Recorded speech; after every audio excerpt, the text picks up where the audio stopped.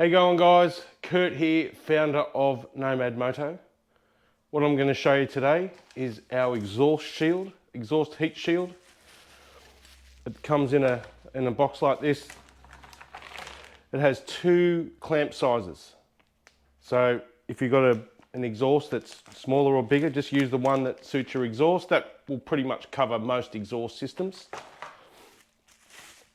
And there it is. It's a good size. So on my Tenere 700, I'll need the bigger one. So all I do is I wind it out, and then we just slide it through. I need glasses. We slide it through, rejoin it.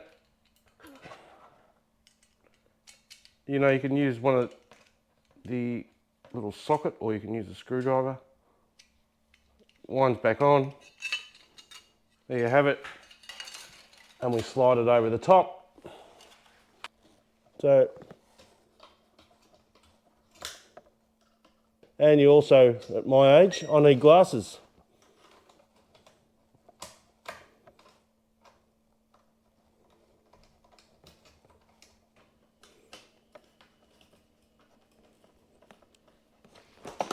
Couple of minutes to install, and that's the job done. Nomad Moto heat shield install.